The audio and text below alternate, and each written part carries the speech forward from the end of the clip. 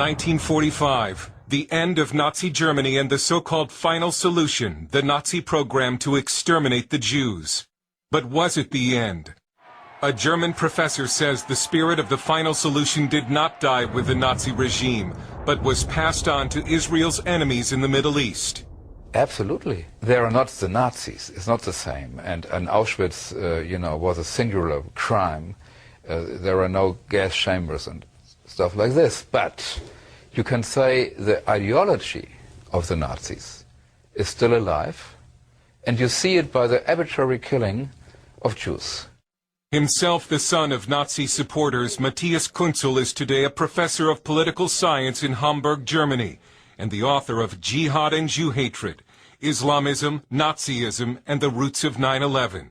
My starting point was, of course, Auschwitz, because I'm a German, and so I had to study, how could this happen? Kunzel found himself asking the same question after 9/11, and he knew immediately that part of the answer was Nazi ideology.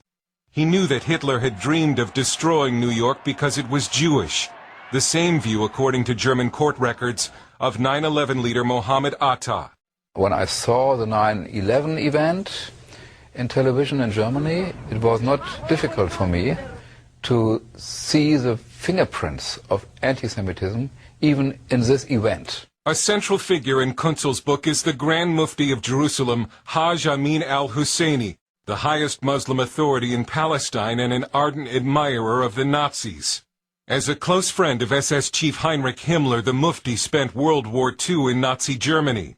He helped oversee a German shortwave broadcast to the Middle East called Radio Zissen, which tried to win over Arabs and Muslims to the Nazi cause. Every evening there was this kind of anti-Semitic propaganda in order to influence the mindset of the Arabs. And it was sent not only in Arabic language, but also in Persian language, also in Turkish language. A faithful listener to the anti-Semitic programs in Persian on Radio Zissen was a young Ayatollah Khomeini, who would later turn Iran into a Muslim theocracy which today seeks the destruction of Israel. Kunzel also documents how the Nazis gave money to the Muslim Brotherhood in Egypt. Nazi Germany put all its weight behind the Muslim Brotherhood. And the Muslim Brotherhood distributed Arabic translations of Mein Kampf.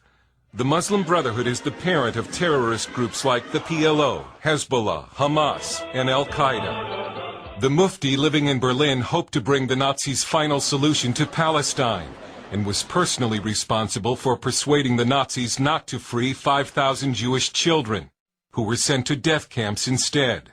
After the war, the Mufti faced war crimes charges, but the Allies feared angering the Arabs and allowed the Mufti to return to the Middle East, where he lived until 1974. Before he died, he handpicked as his successor to lead the Palestinians a family relative named Yasser Arafat. The Mufti thought that Arafat would be the right guy to lead the Palestinian movement. Kunzel says parts of Islam have always been anti-Semitic and not because of Nazi ideology. But he says what the Nazis did export to the Middle East is the idea that the world will not be truly liberated until the Jews are dead. If you want to kill any Jew, you go with a suicide belt in the middle of the city and every victim is a good victim because it's a Jew. This is the Nazi mindset. And if you shoot now the rockets, nobody knows who will get killed. But if it's a Jew, it's always good. It does not matter who he was, what he thinks about politics, what he did in his life. If it's a Jew, he or she has to be killed. As Israel remembers the Holocaust, Iran seeks a bomb it can use to erase the Jewish state in order to make a better world. It's something Hitler could have only dreamed of.